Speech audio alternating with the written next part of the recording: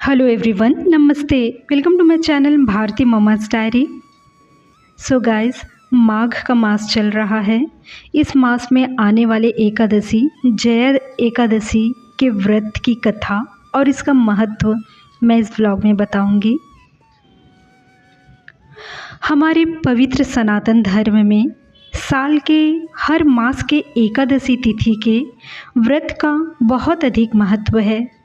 माघ मास के शुक्ल पक्ष की एकादशी को जया एकादशी कहते हैं। माघ मास चल रहा है। शुक्ल पक्ष की एकादशी को अर्थात 8 फरवरी 2025 को यह पवित्र व्रत रखा जाएगा। आप सभी को जया एकादशी व्रत की हार्दिक शुभकामनाएं। माघ मास के शुक्ल पक्ष की एकादशी को जया एकादशी का व्रत किया जाता है। यह व्रत अत्यंत ही महत्वपूर्ण है। इस व्रत को रखने से मनुष्य भूत प्रेत पिशाच की योनि को प्राप्त नहीं करता। इस व्रत के पालन से पुण्य की प्राप्ति होती है व दोषों से मुक्ति मिलती है और सौभाग्य की प्राप्ति होती है। पवित्र सनातन धर्म में कर्म, पाप पुण्य और जन्म का बहुत ही अधिक महत्व है। मनुष्य को अपने कर्मों के अनुसार फल भोगने पड़ते हैं। शरीर नश्वर है किंतु आत्मा नश्वर नहीं है। पाप और पुण्य दोनों ही भोगने पड़ते हैं। पाप कर्म के फल को दुख के रूप में तथा पुण्य कर्म के फल को सुख के रूप में भोगना पड़ता है। मनुष्य का जीवन बहुत ही महत्वपूर्ण जीवन होता है। सभी जीवों में श्रेष्ठ।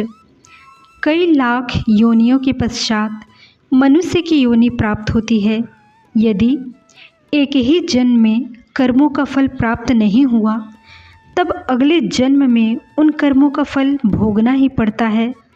यह पवित्र जया एकादशी का व्रत मनुष्य के मृत्यु के उपरांत उसे भूत प्रेत पिशाच योनि में जाने से मुक्त करता है और इस व्रत को रखने से मोक्ष की भी प्राप्ति होती है। पवित्र पुराण शास्त्रों में एकादशी व्रत की कथा व महत्व के विषय में बताया गया है।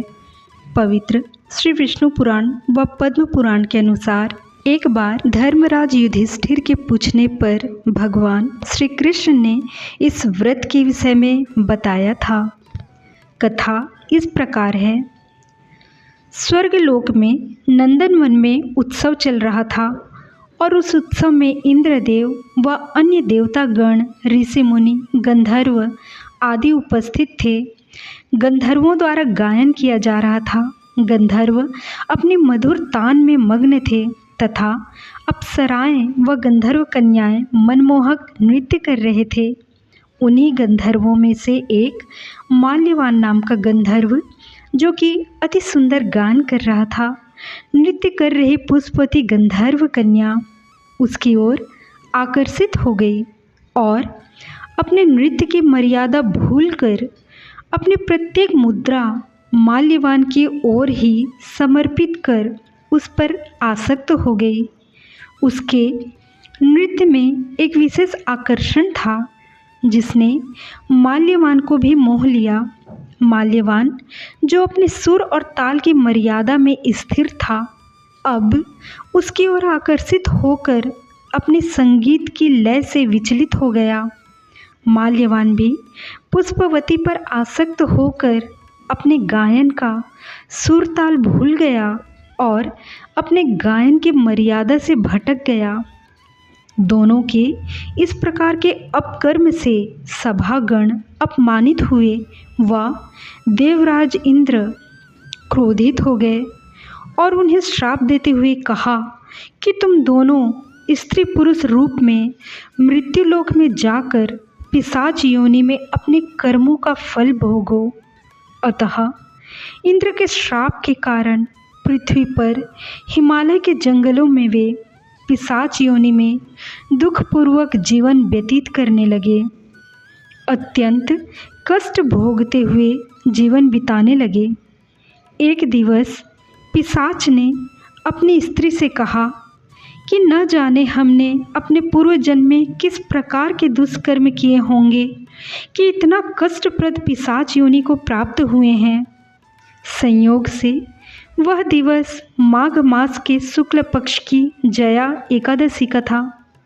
रात्रि में ठिठुरन और कष्ट से वे रात भर सो नहीं सके व एक दूसरे से लिपटे हुए प्रातः मृत्यु को प्राप्त हुए। उनका रात्रि जागरण भी हो चुका था तथा कष्ट से उन्होंने फल फूल के अतिरिक्त किसी प्रकार का भोजन भी नहीं किया था। उनका जया एकादशी का व्रत पूर्ण हो चुका था। भगवान श्री विष्णु जी की कृपा से वे पिशाच योनि से मुक्त हो गए थे तथा पूर्व के समान ही अति सुंदर देह, वस्त्र और आभूषण से सजे हुए थे। उन्होंने स्वर्ग की ओर प्रस्थान किया। वहाँ जब उन्होंने इंद्रदेव को प्रणाम किया तब इंद्र ने आश्चर्यचकित हो उनसे पूछा कि तुमने पिशाच योनि से मुक्ति किस प्रकार पाई। तब उन्होंने उत्तर दिया कि संयोगवश जया एकादशी व्रत के पालन से व भगवान श्री विष्णु की कृपा से उन्हें पिशाच योनि से मुक्ति मिली है।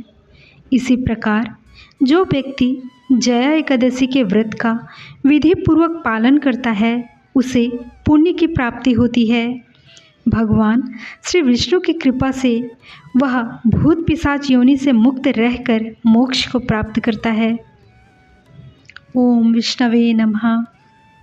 आप सभी को जया एकादशी व्रत की हार्दिक शुभकामनाएं। जय श्री कृष्ण।